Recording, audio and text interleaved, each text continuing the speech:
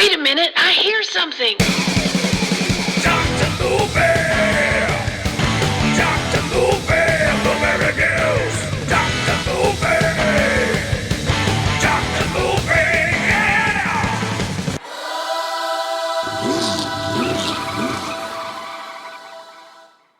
Oh yeah! On this episode, we're going to talk about a put-together movie where John Carpenter wants to put on makeup and really just become an older version of himself. I don't think he saw that coming. What's happening, everybody? It's Dr. Movie time, and we've got a kind of overlooked movie here. I think most of us have seen it, but we are talking about 1993's Body Bags, the John Carpenter series that was gonna happen, right? So the story is Showtime wanted to compete with HBO because HBO had Tales from the Darkseid, Tales from the Crypt, and wanted to have a show similar to that with a ghoulish kind of host, right? Which happens to be John Carpenter, I guess. I don't know at the time if it was gonna be John Carpenter, but I think to put this together, because in the film format anyways, that's what happened. But initially this was going to be Showtime's version of Tales from the Crypt, and this kind of plays out. You can tell it's kind of pushing that direction, especially with the ghoulish host kind of thing. But the stories kind of lend more towards Tales from the Darkseid, or if you want to go back even further, Night Gallery, the Rod Serling show, which I'm a huge fan of. It just kind of has that. It's got a little more doom to it than it does necessarily horror. And so yeah, the sad part is after they agreed to it, John Carpenter was behind it to get it going. And by the time they shot the second or third episode, Showtime said, we're not going to do it. So now Carpenter's left with these little 15-minute episodes with nothing to do with them. So he puts them together in an anthology and releases it as Body Bags. So that kind of clears up the confusion of what this movie is. It was not intended to be a movie. So that's kind of a wild thing when you think about it. We didn't know that back in the day. We just thought, hey, John Carpenter, new movie. What is this? Right? And so, yeah. Let's look here. Hit the wrong button. Filmmaker John Carpenter introduces a trio of terror tales. One called Unleaded, one called Hair, and Baseball Man was the third one, which, I don't know. I think you could have come up with a better name for that one. We'll talk about that one as we go along.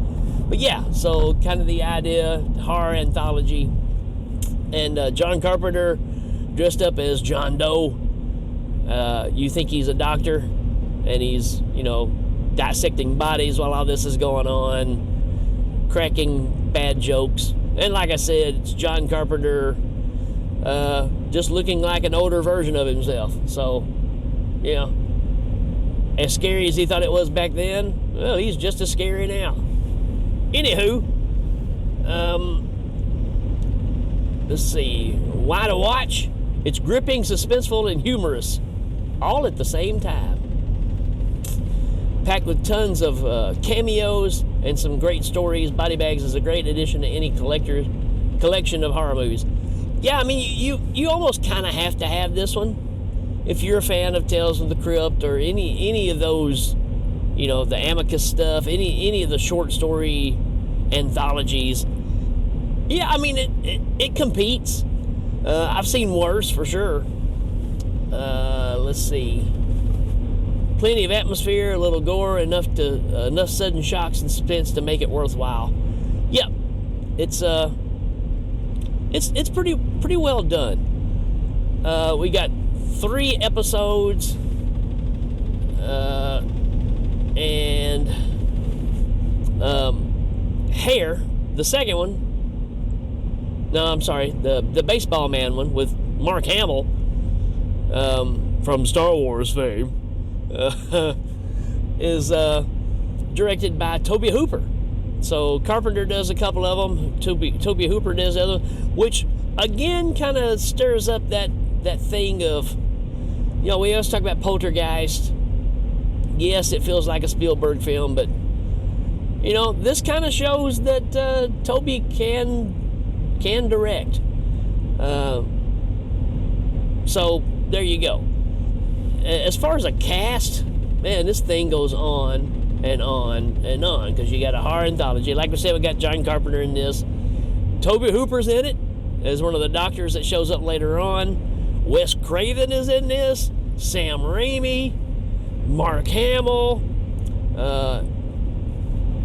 Alex Datcher, which is in the Unleaded episode.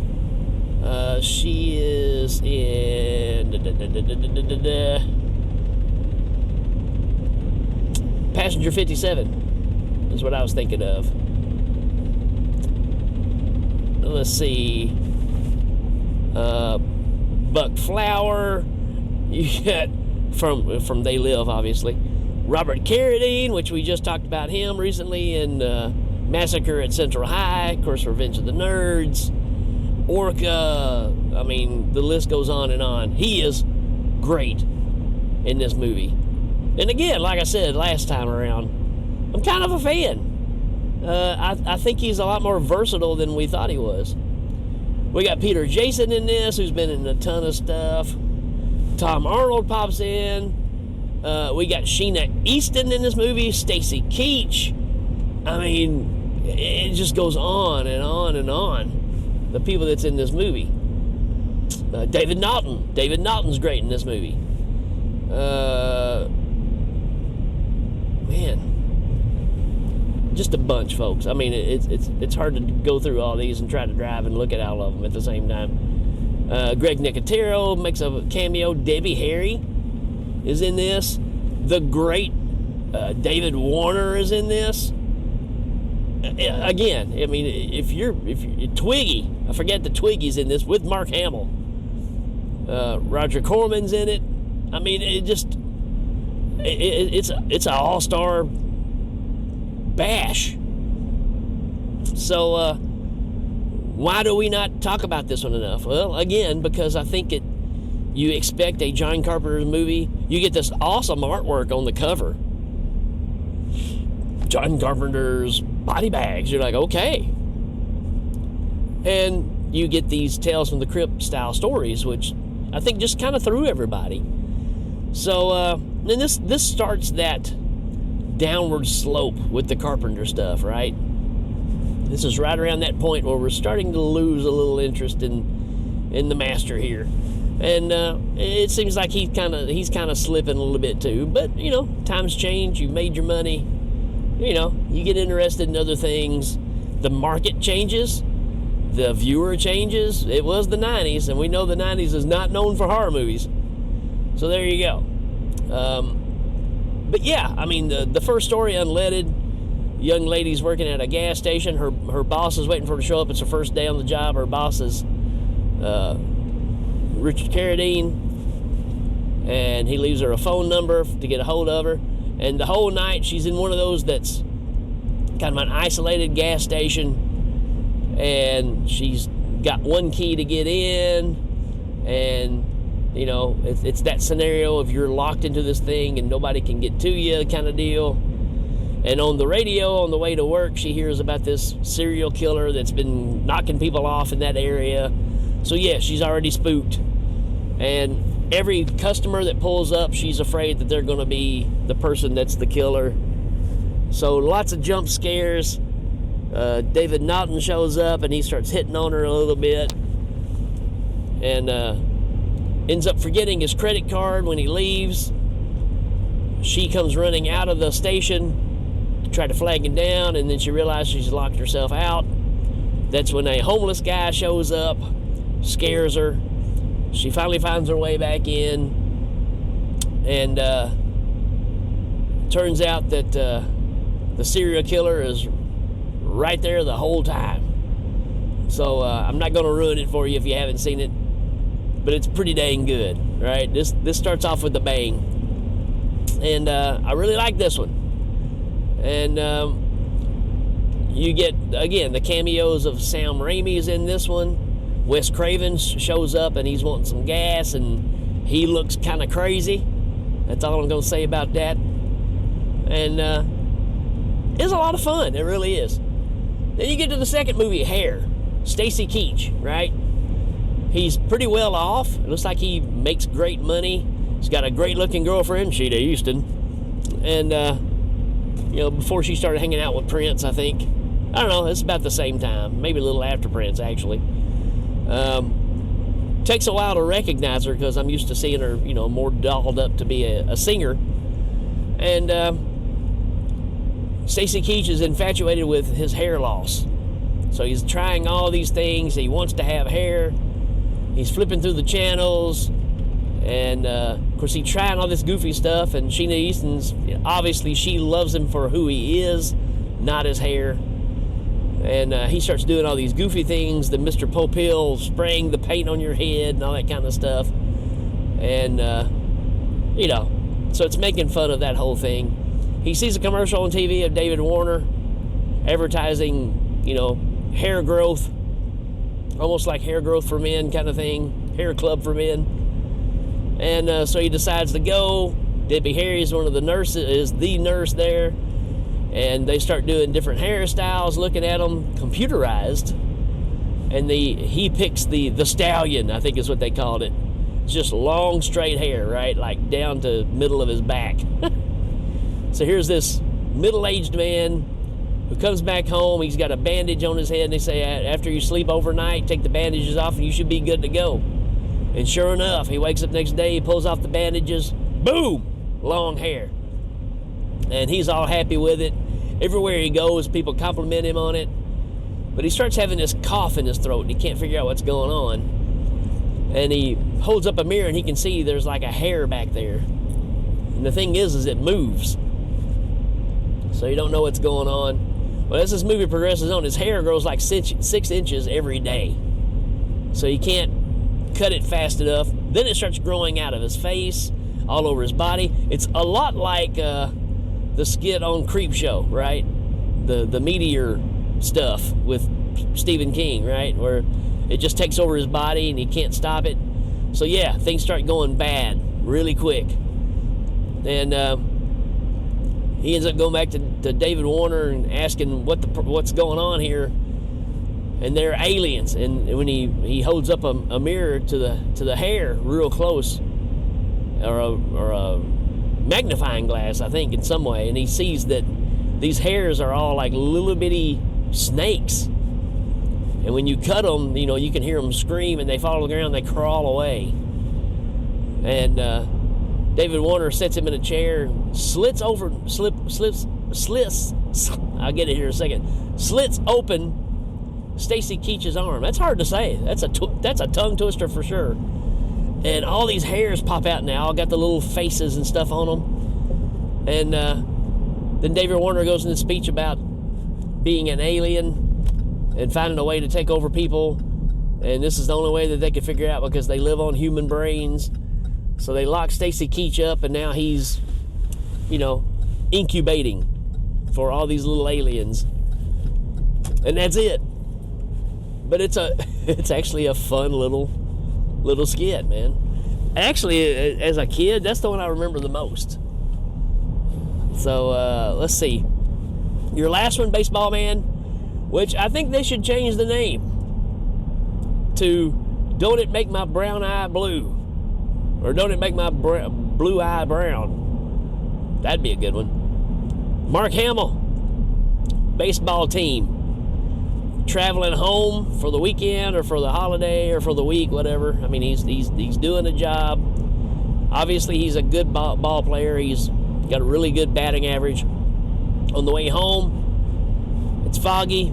He's reaching for his cassettes like we all used to do. They were down in the passenger floor, and he's trying to reach the cassettes because he needs his jams. And he raises back up. It's foggy, and a deer runs out in front of him, and he swerves and hits a tree, causes a big accident, and he loses an eye in the accident. So he's all upset now, especially when he finally wakes up at the hospital. And like I said, Twiggy's his wife, which, Twiggy's, a model from the 60s that been in everything. And this doctor comes in and offers a eye transplant. So this kind of goes to the movie Body Parts. Same kind of concept, right? Where we replace organs or body parts with the parts from a cadaver, and you start using them as your own. The only problem is they still may be connected somehow to the person they originally came from. And so Mark Hamill gets a different eye, which he's got blue eyes, but the eye that he gets is brown. So they give him a contact to put it in, and it evens him out.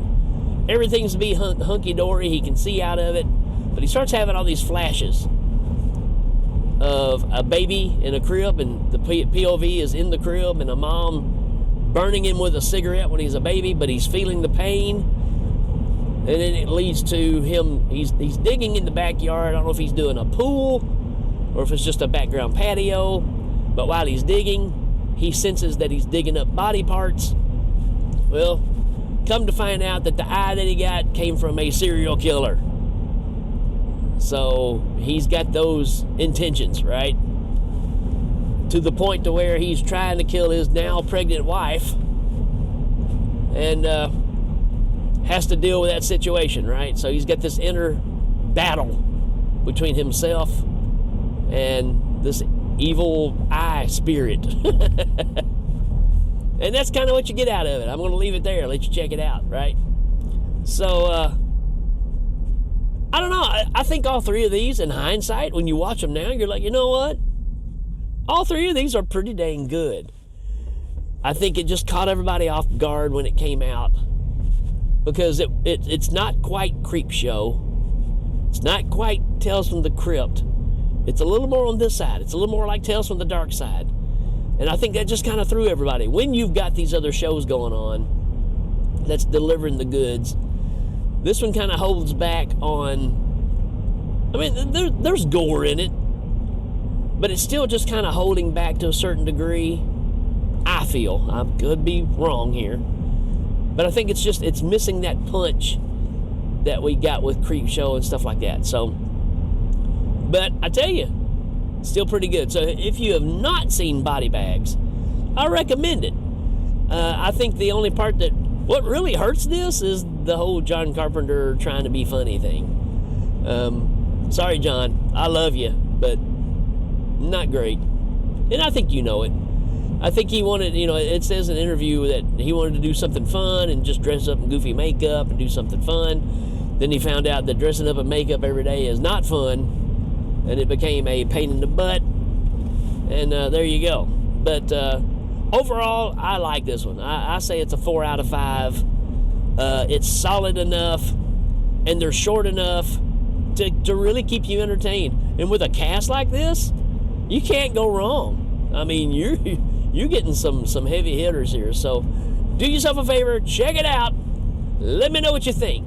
All right, folks, that's it for this episode. We will check you later. Dr. Luby!